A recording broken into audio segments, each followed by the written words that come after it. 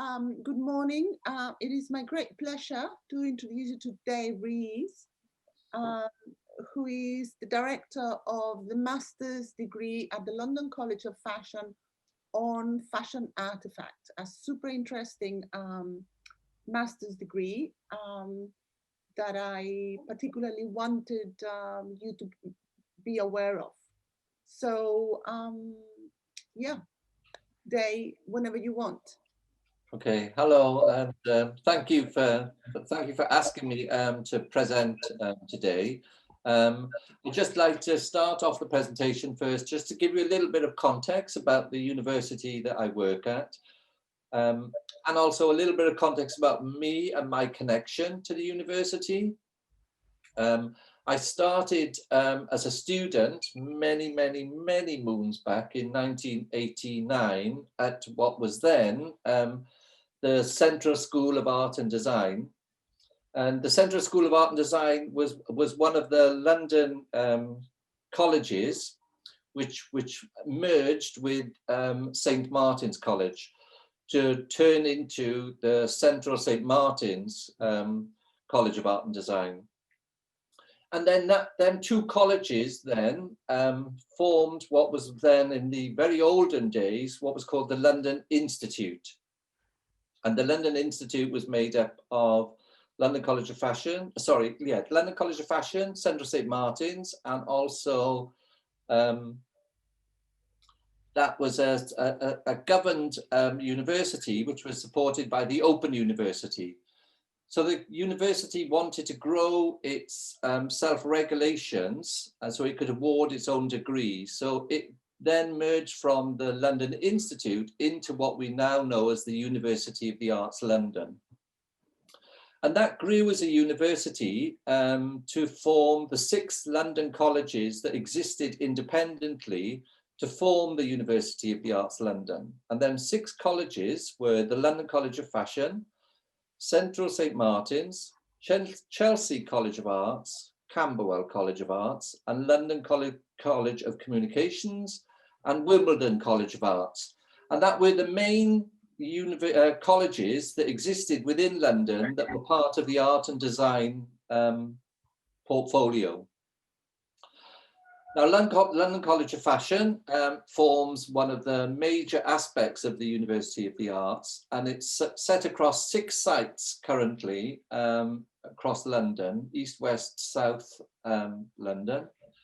And the University of the Arts now is the 2nd world ranking university of art and design, and it is the largest world university of art and design in existence.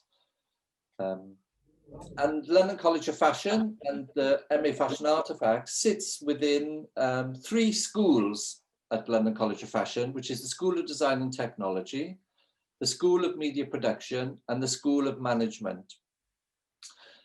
MA Fashion Artefact sits within the School of Design and Technology. But first, I'd like to give you a little bit about the genesis and the origin of where MA Fashion Artefact came from.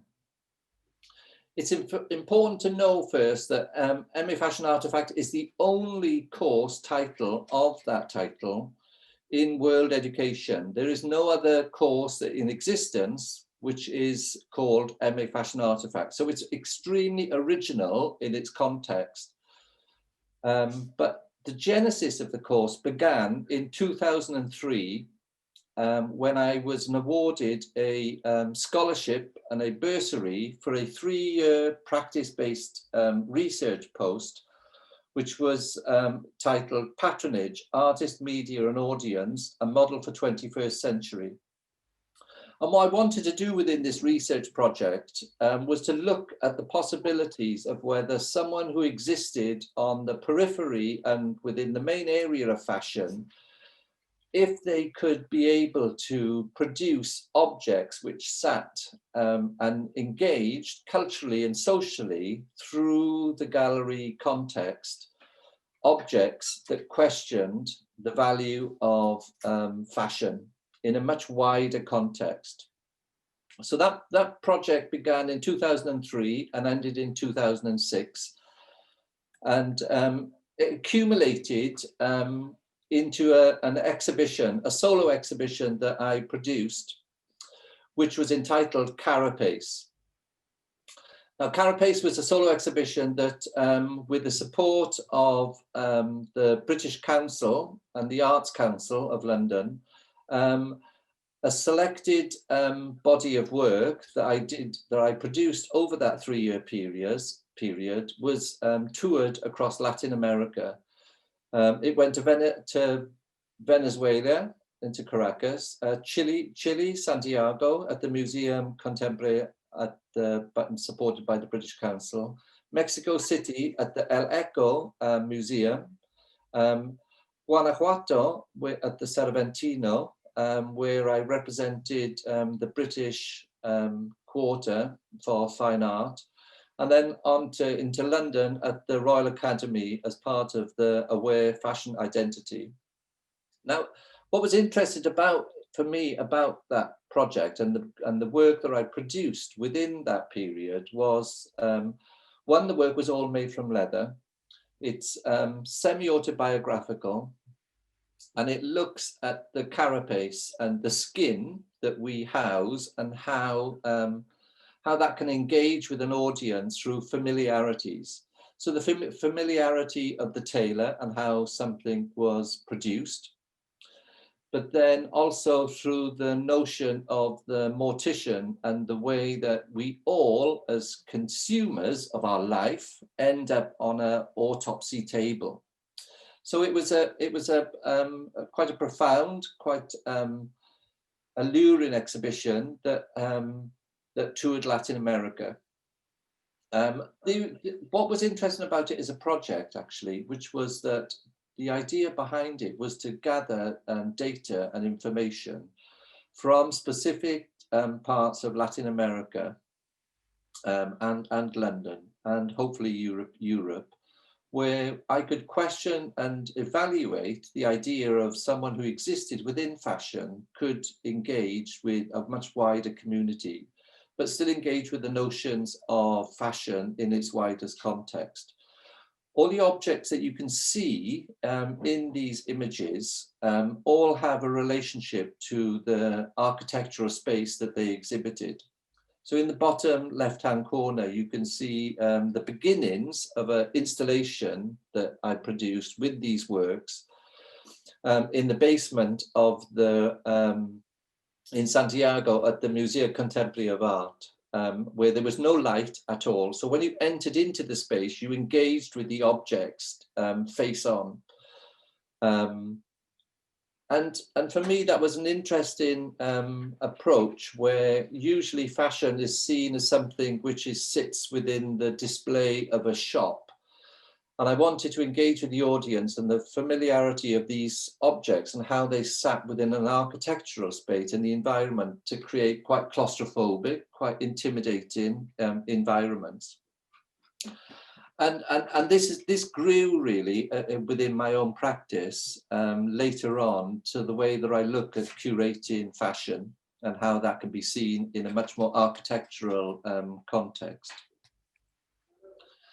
So at the end of the 3-year research project, the analysis that I brought together and the positivity behind the Carapace exhibition enabled me to, I'm just going to hide my video because it's sitting in my, can't hide my video. Hold on, let me just hide the stop, hide stuff here.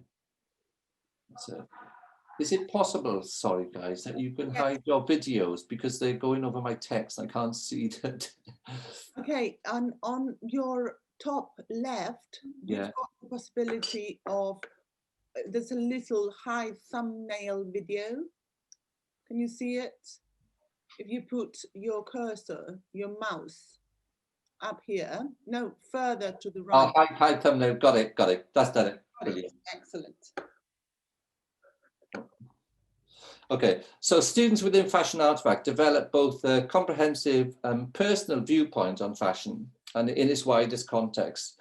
The course defines itself position within the education and its widest creative industry by focusing on provocative possibilities and of an ever-changing spectrum of arenas and audience. So my belief after the tour of Carapace was that I thought and I wanted to have the possibility of producing a course that could exist within fashion education, that was new, which was different, which was offering new possibilities. And I knew from studying art and design at university that there were students that always sat on the periphery in fashion courses, and also in other courses within art and design. For example, in product design, there were students who were very interested in fashion and had how they could engage with fashion. And there was also students within fashion courses that were interested in looking a much more wider arena other than the body to display clothes. So I also always knew that from my peers, and when I started studying at university, that there were always these students who sat on the edge, but there was never any course or any place that they could go to where they could fully engage with their ideas. So the notion was that I would create and develop a course where students who would normally sit on the periphery had an environment and a place to go to where they could join forces and talk with people and from different cultures, different countries, that they could get together and develop and nurture ideas within this new educational environment. And it was problematic, it was difficult to me. Like when we went through the validation process of the course, where I tried to develop rationales, I mean, like for the marketing and the PR aspect, they were very difficult. It was very difficult for them to understand that why would students want to come to a course where there was no other benchmark to quantify if we could spend this money on developing this course, but then no one would apply. So it was a test bed at first. It went through validation. Our numbers in the beginning began with 8 students, 8 postgraduate students, and then that over time developed into the course which it is today. The course was validated in 2008. It took 2 years to take it through the validation process. And now, for an original and niche course, we have an application for the course, which is over 300 students applying for the course. And we have a benchmark allocation of students of 18 to study on the course. This year we have 24, so we've grown even more. And then we have a deferral process where we have 29 students already paid up front, ready to apply for next year. So this really shows actually within education that there is a necessity within individuals to come onto an educational platform where they can viewpoint and view fashion in a very different context. And I pride myself actually in developing this original thinking course to be able to create nurturing environments where students can be provocative, they can fight against fashion, they can fight against social inequalities, they can fight against environmental issues, they can fight against sexual politics.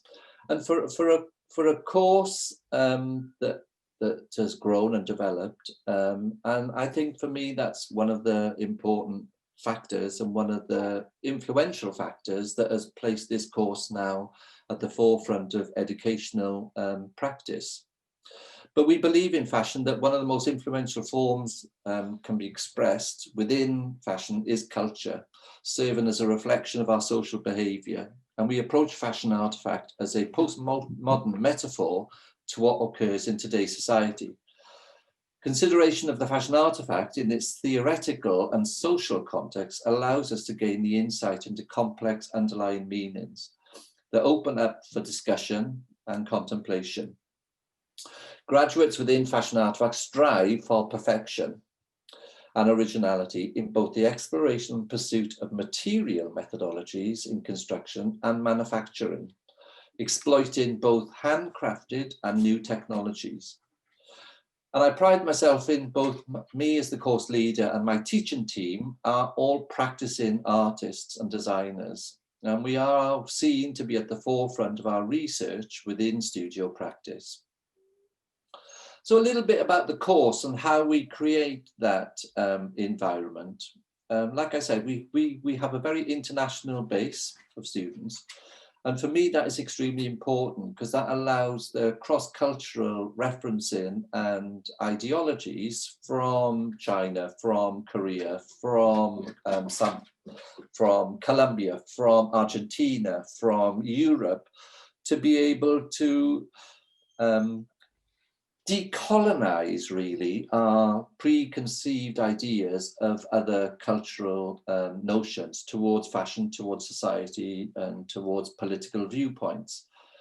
So the course structure is broken up into 3 blocks. It's a 15-month course, as all the MA courses are within London College of Fashion. And for block 1, we have a 60 credit plan, which is your first unit, which is your 40 credit unit, which is Mastering Studio Methodologies. This is where you come to the course in the beginning with an outline of a project proposal of what you intend to do over that 15-month period. So what we do is we challenge you within the first block of that unit, which is a 15-week unit, where you have to prove that you can master your studio methodologies. Now that could be anything, that could be in any materials, it could be woods, leather, metals, leather, digital technologies.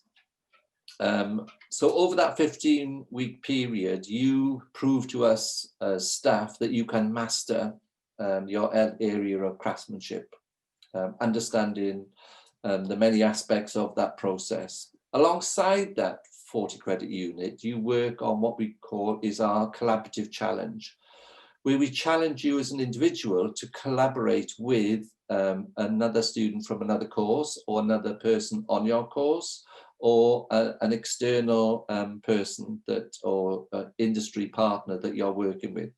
We have projects that come into the college where it facilitates the cross collaboration between students on all the MA programs to work together. This is a 15-week block, which then leads you into block 2, where you have to achieve your second series of 60 credits. The 40 credit units, which is course specific, which is your analytical design and manufacturing methodologies. So what we do is we ask you to look at where you've mastered your studio methodologies and now analyze them through the design process, begin to master your manufacturing and your design and analytical thinking towards design. Now, this could be in handcrafted drawn elements. This could also be in digital technologies like Rhino 3D Max, developing your studio methodology. So you have facilitated to work in either small scale practice or large scale manufacturing. Alongside that 40 credit unit, you were also working on your 20 credit unit, which is a research proposal unit. And what that does, that develops you in preparation for what we take you into, which is your master's credit, which is the largest credit, which is the 60 credits. You begin that in June, which then takes you to the following November to work on your master's project.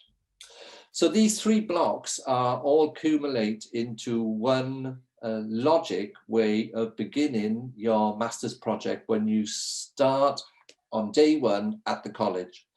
So even though the master's project is in block 3, it's all the previous 2-year blocks are developing and working you towards your master's unit.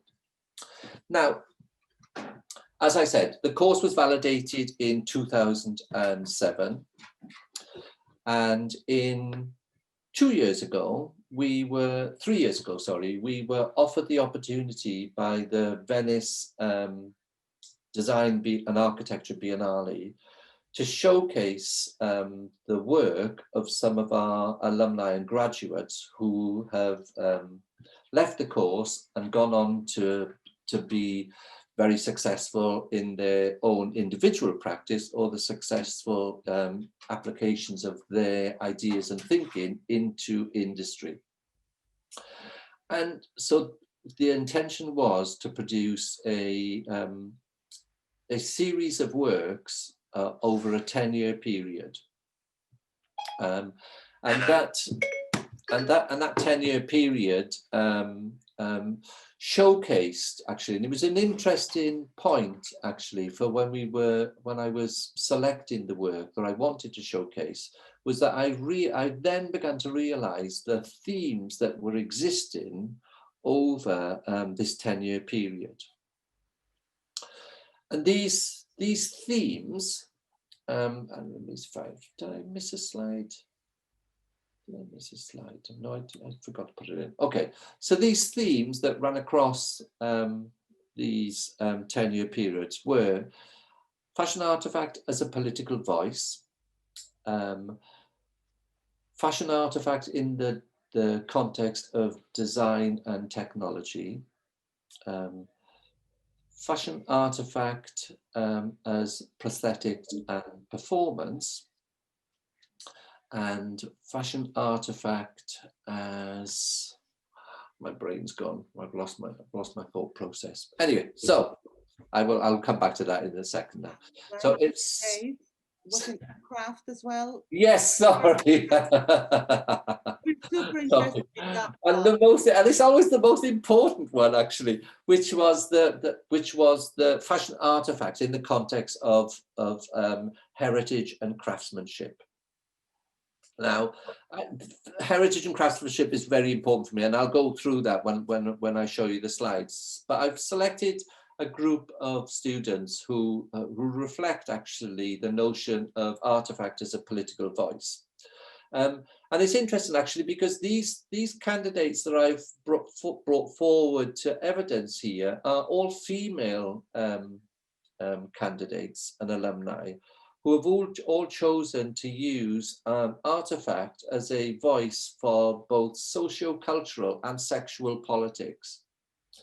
And I think this for me was a really interesting point, because the course enables, like I said, safe creative environments where viewpoints can be viewed and challenged in a safe environment, which enables people or students to be able to facilitate thoughts and processes in the context of fashion, which they normally wouldn't be able to discuss any of these areas. So Jo Cope, for example, her work looks at the notion of sexual behavior from a personal viewpoint, where she began to develop the notion of her sexual identity, the fact that she was a her habits of sexual encounters were greatly suppressing her daily life, and she wanted to engage that, how these love triangles that she was creating and placing herself into could be manifested through the clarification of objects. This is Sage Townsend from 2015, and her project where she looked at female genital mutilation, which was an extremely strong research project that she developed, and a very interesting project, that how she looked through the harrowing research that she put together to develop these forms which look extremely simple, but the complexity of the manufacture of these products to give these superfluous, perfect surfaces that had both an interaction to the body and also an architectural context to them as objects when you saw them off the body in a gallery environment. and another one of our international students, and I'm very proud actually of this student. This is Bei Zhuang, and she's one of our alumni from 2015, and her project where she looked at female sexual identity in the context of an Asian student, where her voice in her own culture was not being able to be heard of and spoken within her own home country. So she wanted to engage with it, be in an environment where she could engage with her own sexual identity from a female perspective through the manufacture and construction of crafted leather and fur objects, and also using silicone as one of the driving tools from her manufacturing process. What's interesting is when you look at them as objects, you look at them almost as sexual toys, or toys that you interact with.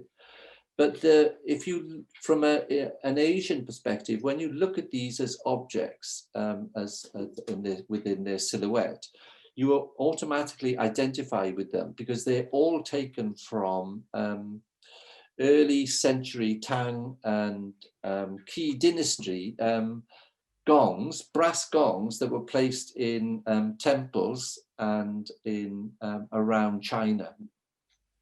They're exactly the same in scale and size and form, but she's chosen to replicate these forms, these very familiar forms, into both leather and silicone objects, which make them very playful, very alluring first as objects, because you question what they are as objects. But once you encounter them directly close up, you are then taken into the historical and cultural identity of them as objects, because their familiarity as in form to these brass objects which existed within the palaces and temples of China. And then we go into the fashion artifacts in the context of heritage and craftsmanship. Now, MA Fashion Artefact is very fortunate in that it is housed at our Golden Lane campus, which is in the East End of London.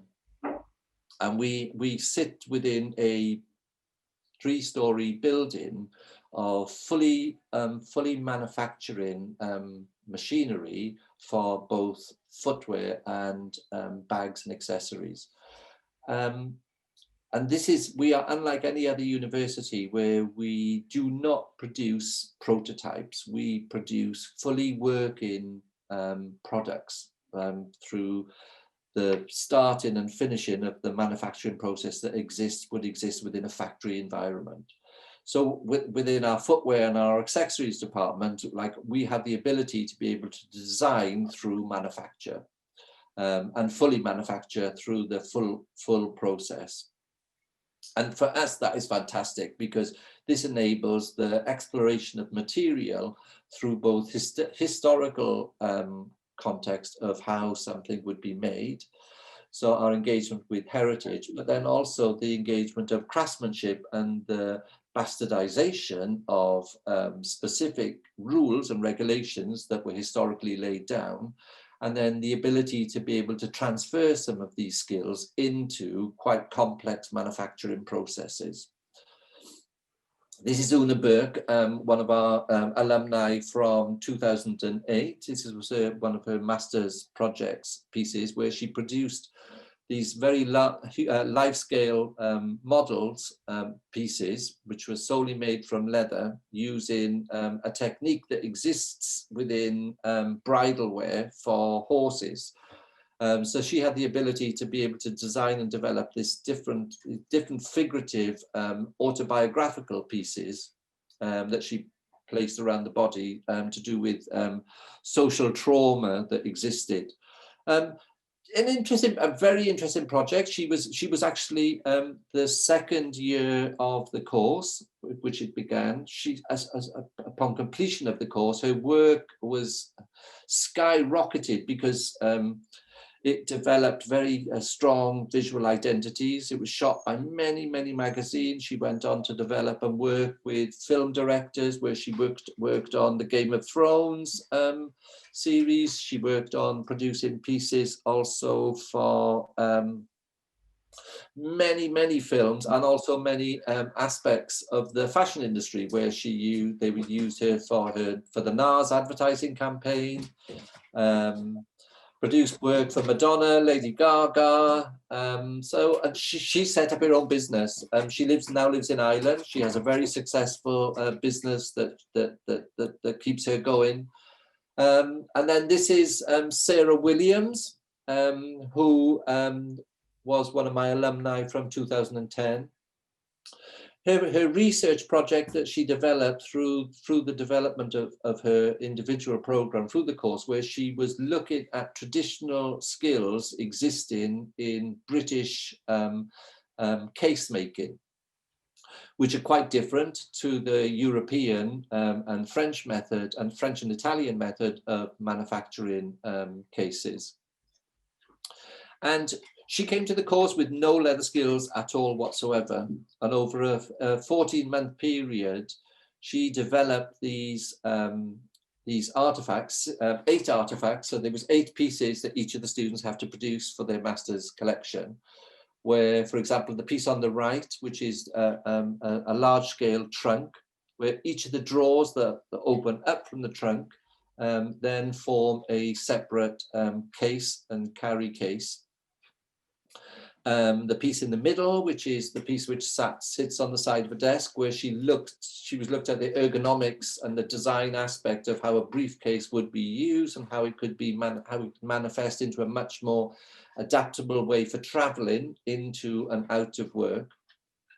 And these objects are absolutely beautifully crafted. Do you mean, like, they are phenomenal? Her adaptation of a traditional skill and the heritage of the British skill to turn it into a very contemporary looking objects.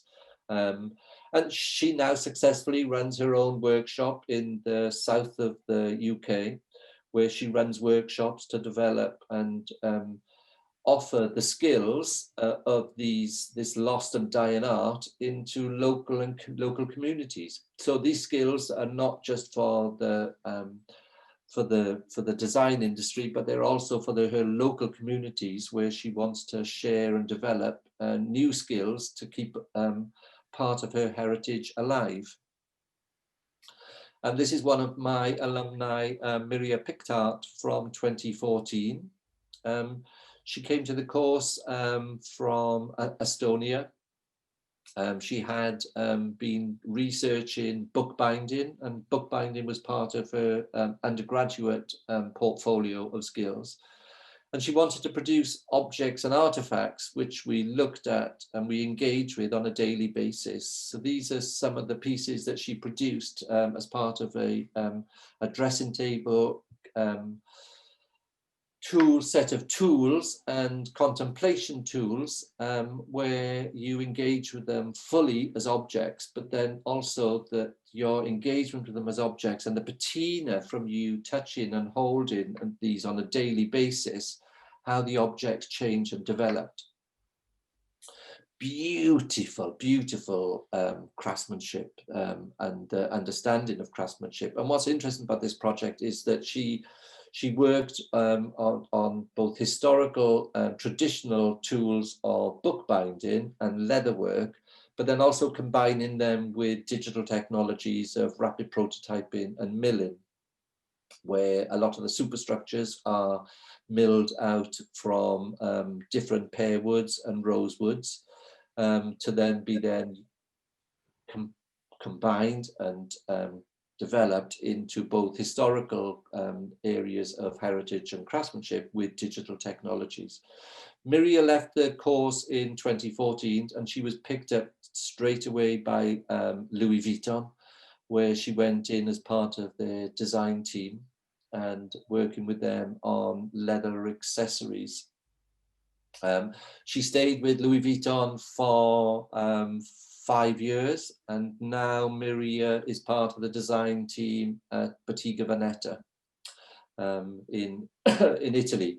So it just shows to me like that these students, and this is what an important aspect of the course is, that the students that come onto the course, they have very strong design and manufacture skills, which means that they go into industry really at a much more stronger area of their peers from other universities, where it's based, their work is based around just design and understanding of design, where my students come into the design communities for the industry with not only just good design of heritage and craftsmanship, but also designs of fully manufacture. So these like just show the evidence of the fully manufactured objects. This is a really nice project from one of my international students, Wei Wang, from 2016, where she was looking at historical and traditional men's dressing table objects. She wanted to work with both the masculinity of objects and how historically masculine objects in the design, through the design process, use materials which were considered today unethical. So the use of tortoiseshell in the manufacturing process, the use of horn in the manufacturing process. And what her challenge was to replicate and develop processes which replicate some of the historical material usage, but then using much more contemporary adaptations of that. So if you look at these, when you look at them at first sight, you think of them almost as horn or tortoiseshell. But in fact, actually, they are made from resin and human hair, where she developed a process of combining human hair embedded into resin, which replicate the surface of horn and tortoiseshell. And this was an 8-piece set of objects, which were, again, all handcrafted in the studio at Golden Lane to be able to develop these as objects. Oliver Ruger, one of my students from 2011, he was interesting because, again, he combined the historical and traditional use of objects, which were for the men's area of product design in the context of fashion, but then he wanted to use digital technologies to be able to develop these processes into a much more elaborate and conceptual idea of design. So hence on the right-hand side, you can see the umbrella, which looks like a traditional umbrella until you look up closely and you'll see the milled or rapid prototyped handle, which was then covered in leather and with a horsetail hair adornment. And then the men's briefcase on the left-hand side, which if you look at close hand and if you go onto Oliver Ruger's website, you'll see that in detail. But what you will see is that he created this replicated hair, which are rapid prototyped pieces which all slot into the surface of the bag on the suitcase on the left-hand side to create this fake digital hair, which moved when the bag was carried. Oliver set up his own company as well upon leaving the college in 2011. And he now has a very successful business where he develops one-off bespoke pieces and also sells small-scale production pieces in European cities. This is one of my alumni, Anna Rachevich, from 2012, and she sits into the area in the context of fashion, fashion artifact in the context of prosthetics and performance.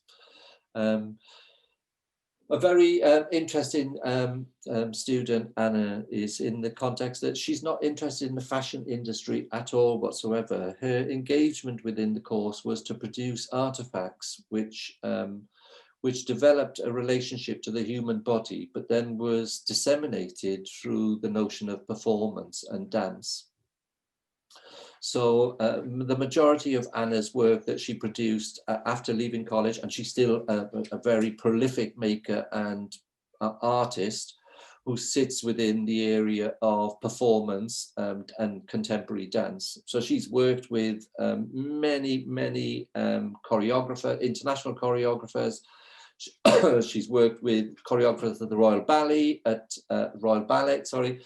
the Sadler's Wells theatres, where she has performance pieces, where she's worked, like I said, with many contemporary choreographers like Wei McGregor, and she has a very strong working relationship producing these objects, which are cast objects from jesmonite, and then sprayed with powder coating on the surface. And they are all, when you see these objects, you have to see them in the context of dance and performance. Another one of my alumni that looks at the context of prosthetics in the area of the body. This is one of my Daniel Ramos from 2014. He's an interesting project because he was looking at the alter ego, his own alter ego, his own how we portray ourselves as individuals through artifacts. And each of these pieces that you see here are made from ceramics. So he had a collaboration with a ceramic artist who made these porcelain pieces, abstractions of the body, which then with his own metal and jewelry skills, then developed these pieces. Daniel now works at a university in Columbia, and he is a performance artist himself, and he performs part of a quadro group of drag performance artists. So again, pushing this notion of the alter ego within his own body. And then this is one of our alumni from Kate Languish Smith from 2014, who looked at the notion of then accessories and the context of the human body through performance. So again, these pieces are cast within the studio and made, they were a combination of pieces which were made from jesmonite and ropes. Some were made from gunmetal, brass, and also, and then gold and silver plated pieces. Each of the alumni that I've selected for you, if you want to do any further research within these individual students, they all have websites. So if you just Google any of these students, it'll take you directly to their own individual websites. And I'm very proud, actually, in the alumni that have come through the college and through the course in the 14-year period now, which is about approximately 160 students altogether. The majority of them have gone into industry and developed strong industry partnerships as part of the design teams, but then also set up their own individual program of work. And then the final stage that we're going to go into, which is fashion artifact in the context of manufacturing and technology. This is one of our alumni from 2015, Maria Sokolaka-Janka, and she developed these 8 products where she wanted to, upon completion of the course, she wanted to set up her own accessory brand back home in Russia. But she wanted to do it in a way where she entered the market, a very high entry point of the luxury goods market within Russia. She had a very strong targeted audience that she wanted to look at, and she wanted to have reminiscence of her own Russian roots and how the Fabergé, the idea of heritage and craftsmanship through objects. But her starting point was always that she wanted to use digital technologies so that she had the ability of producing handcrafted finished pieces which could be multiply produced and manufactured. So these are all digitally produced constructions. The cases in the middle are all rapid prototyped, and then digitally coated, and then the carcasses of the objects are nylon printed and then powder coated surface. And beautiful, beautiful objects. They're very small clutch bags, so they're no bigger than 20 centimeters. But beautifully crafted objects. And then another one of my alumni from 2011, which is Wei Wang. And she was one of my Asian students coming from China, but she came from a very specific area in China where the historical context and manufacturing process was around ceramics. So she wanted to engage with her local geographical community of makers. So she designed and developed a process of where she did all her prototype bags through the casting process, and then made whole casting models and molds in the UK, but then went back to China to work specifically with these manufacturing Chinese ceramic manufacturers. But then her research was looking at early Tang and Qin dynasty glazes that existed. So her research was based around historical glazes that were no longer in use. So her research looked at these historical glazes, and she wanted to replicate them. So again, it's using both the contemporary approach to design, but through a historical and culturally historical and geographically culturally historical context. And then one of my last students I'm going to show today at this slide, this is Ian Waller, one of my graduates from 2014. Very interesting project. He wanted to look at the combination of both traditional manufacturing skills, but then broaden his base and his manufacturing base, where he worked with glass blowers and perfumiers in Paris to develop a series of interior objects which looked at the accessory market and how the processes that we work through are something that we reminisce and we use from a nostalgic viewpoint. But what was interesting about his project, which was leathercraft, so he made a series of handmade leather gloves, a series of wood finished and wood carved pieces, and then a series of glass blown pieces. And what he did, he worked with a perfumier to be able to replicate each of the processes and each of the manufacturing processes that were used to produce each of his 8 artifacts. So he worked with this perfumier to produce the scent of the woodwork in studios, the scent of the glass blowing studios, the scent of the leather work in studios. So alongside these objects of interior, which the piece on the left is a light, a working light. The piece on the right is a perfume holder, men's perfume holder.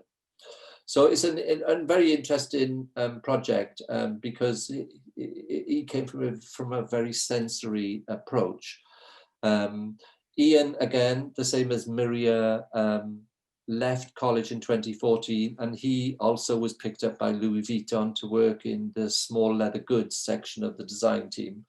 And yeah, Ian still works at Louis Vuitton as part of the design team, where he works with them on their annual seasonal collections. But then he also works on very specific one-off pieces for runway for Louis Vuitton.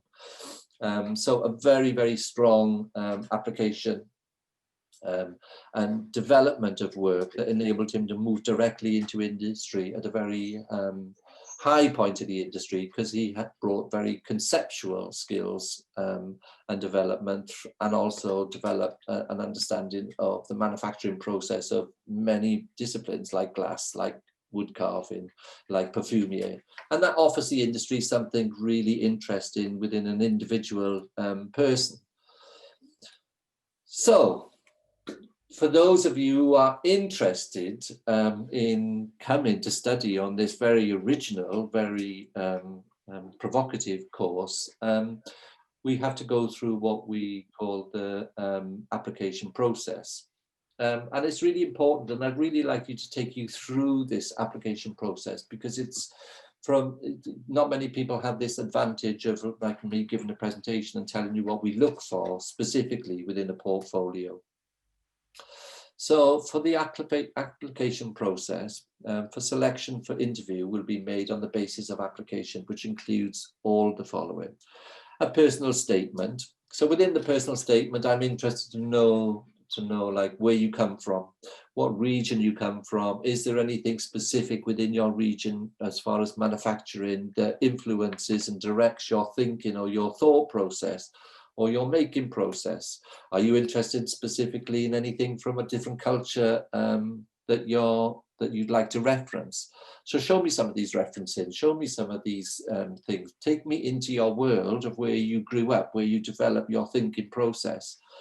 I also want to see a digital portfolio evidencing your self-directed studio methodologies and your methods of manufacture. I mean, all too often when I look at portfolios, I see finished objects, and then I'm excluded from how these are made and manufactured. And I want to see that. I mean, I want to see how you get dirty. I want to see how you manufacture these skills. I mean, like, so I'd like to see within your digital portfolio evidence in show me some of these skills. I mean, show me what methods and what processes you're using. Are they different? Are they unorthodox? I'd like to see that. I'd like to hear how you and what you did, how you did that. And to follow that on, which is the most important, and I can't stress this, this is the most important aspect of supporting your application onto the course, which is your initial study proposal, where you need to evidence both primary and secondary practical data. Because then if you're selected through the interview, there will be either an online or in-person interview with myself, where I will specifically go over your study proposal. And within your study proposal, it shouldn't be more than really 900 words, but this excludes any research sources or bibliography or appendices. But I'd like you to state briefly your background to the proposal, determine your precise area of study.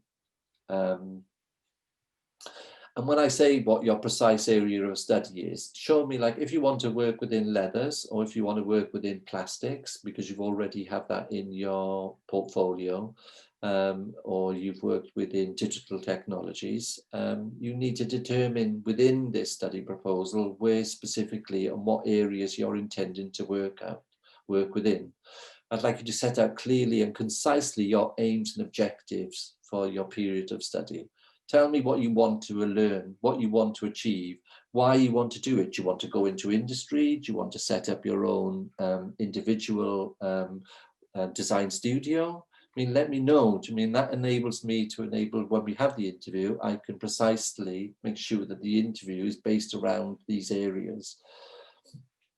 And refer to critical ideas that underpin your practice. I mean, like, so your philosophies, tell me what your philosophy is. And state the form of realizations and outcomes of your study proposal. So tell me, like, if you're combining digital technologies with the traditional heritage or craftsmanship, I mean, like, I want to see how you think, you perceive that these might work. Now, obviously, this is your just initial study proposal when you apply for the course. And during your period on the course, because you will be both introduced to new studio methodologies of working, like I said, in our 3 stories of manufacture, that this initial proposal that you apply to the course may change. So we are open to development and change. I mean, like, it's part of the design process. And we will be working with you, me and the team, to make sure that you are online to support your study proposal throughout that period of the 15 months. But the most important thing to know is the application deadline is the 15th of March. And this is an extremely, extremely competitive course to be on. So your study proposal and your interaction within the study proposal is really important. And let me know if you feel that your work underpins one of the 4 areas that we've discussed today, which could be heritage and craftsmanship. It could be prosthetics and performance. It could be manufacturing and technology. Or it could be artifact as a political voice. Let me know within your study proposal if you think that you fit within that area, because that's really crucial as part of the development of you moving forward as individuals, and for me the importance of the course moving forward as an ever-changing and ever-developing course. And I can't stress that enough, that the course is always developing. Do you mean, like, I called and I titled this course MA Fashion Artefact for a reason, and that reason was that it cannot be defined, because I believe that once you begin to define something, you destroy it and you trap it within the confines and the boundaries of that. To date, the majority of the work that has come through the course sits within these 4 areas of genres of research. There are others, I mean, but as of yet, there hasn't been the accumulation of these other areas to be able to, for me to be able precisely to say this is another approach. But I am open to suggestions. Let me know where you want to think on what you perceive fashion artifact to be as, because I am only the person that sits at the head of the course as someone who listens to how the course must change and how the course must develop. I mean, like, that is the nature of my objective as the course leader, as to be the facilitator for things to develop and things to change. So upon that note, I'd just like to say thank you for listening to this presentation, and I'm looking forward to some questions at the end of this session. So thank you.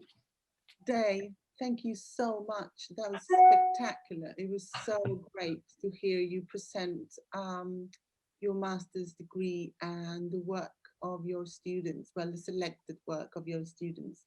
I want to say that us in the school, we concentrate a lot on historical traditions in Spain, because, you know, we really feel that that needs to be further looked into. Yeah. And you know, I think this gives the students also a very good idea of what the application to a master's degree in the realm of creativity could be like in a very high level, like such as yours. So maybe we could now open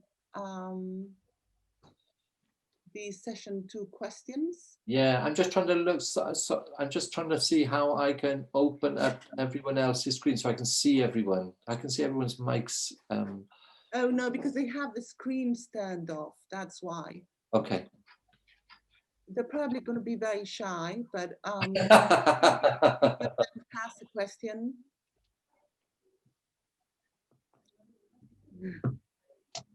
Do we have any microphone? Is there anybody raising their hands? I can't see them.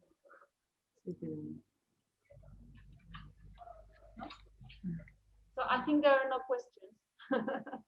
There are no questions? No. Okay. Well, I've got a question today.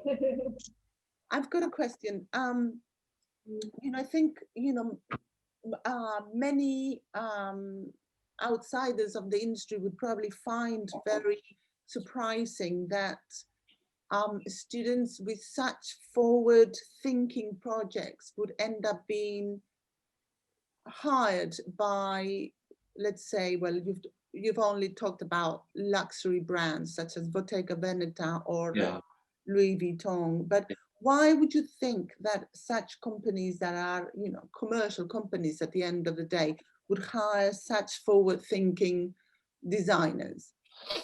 Well, okay, it's an interesting question, because I had to go through in the beginning of the course, I had to go through a very reflective period of thought process where I had to challenge my own ideas because I knew that some of the objects that were being produced on the course at that early stage were both provocative, both either politically or through the nature or the processes that were being bastardized by some of the students. But I then, once I started talking to industry partners about, because like the work was being shot, but like, I think if I simplify this, a lot of the work was being showcased by students throughout the years in magazines such as Vogue, such as WW magazine. And it was a bit of a shock, because when people saw these pieces at first, the assumption was that, they must have come from St. Martin's because they're so provocative. But then once I started introducing myself and then the course to the industry, they then realized, oh my God, yeah, they mean like, where have these students been all the time? Because these type of students had always existed, like I said, but they had always sat on the periphery of other areas, and it was very difficult for them to get first a foot in the doorstep, let's say. But more importantly, I think for me, the feedback from the industry straight away was, this is fantastic, because what you're offering us are students who are thinkers, who are conceptual thinkers, that have the ability to be able to dissect historical and cultural norms into objects and products which are both seductive in their visual and manufacturing identification, but then more importantly, they have the ability to place these objects, which were quite fantastical, into a contemporary manufacturing environment. So for example, it's like I have many students who go into industry at both high, middle and lower end of the market. I mean, like I'm not elitist to say that my students only go into the higher end of the market, because that's just ridiculous. And it's just not the case. But a lot of my students tend to go into is to areas of the industry, which is R&D, research and development. So they go into, because they come into, they work with such unorthodox processes and manufacturing notions of ideas. Like for example, I'll just, if I can go over something. We have a collaboration project which runs in block 1 now. It used to run in block 2. And one of the projects was a sustainability and an environmental project. And I had one of my students who was working with remnants of the leather manufacturing process, where at the end of the production day in factories, you would have lots of these pieces of leather and ground up leather through the sanding machines that were a byproduct of the manufacturing process. And these products would generally went to landfill sites. She worked within her own studio development with some of these byproducts and materials, and then mixed them with specific resins to be able to, and environmental friendly resins that had the ability to produce this compound, which could then be cast and then used as part of the components for the manufacturing process. So it meant what she was doing was she was looking at an environmental issue of the manufacturing process within the bag industry, but being able to then redevelop and reappropriate some of this byproducts, which was seen as a waste, into a positive area of the manufacturing process, where they use this material to form part of the construction of the closing areas of the bag, which replicated metal, for example, because it was a strong compound. And for that industry, that was an eye-opener, because that enabled that industry to be much more competitive in the marketplace, and also be much more environmentally sustainable and friendly. Now, that could only come through practice and experimentation in the studio. Now, this student, when she applied for the course, her assumption was that she would just always go into the design area of industry. But what she would do, she was picked up straight away by research and development. I can't name the brand that she went into because of contractual limitations, but she's now working and she's head of the design and research and development sector within that, and it's a multi-conglomerate area of the industry. It's not just one specific brand. So I think, Jamila, so I think what the industry now looks at, I mean, they don't, within the context of this course, they don't just also look at students through the context of design, they look at through the context of research and development, through material process. Yeah, that's super interesting. Well, I hope the students found it interesting. I'll let you know the feedback. I'm sure they absolutely loved it. I loved it. Thank you. Yeah, I would love to do your master's degree. Yeah, I'm too busy with too many other things, and so on, millions of classes. But I think it probably definitely did that to me, open my mind to the the new ideas of how the realm of design, fashion, and architecture can be much bigger and much more innovative. So it was, yeah, a very inspirational lecture. And I thank you very much, Dave, for your time and effort in transmitting all this knowledge to us. Thank you. Thank you. That's been my pleasure. My pleasure. I'll be able to meet you in person very soon when this COVID-19 nightmare is over. Exactly. And thank you so much again. No, thank you. Thank you. Thank you, Dave. Okay. Goodbye. Bye. Bye.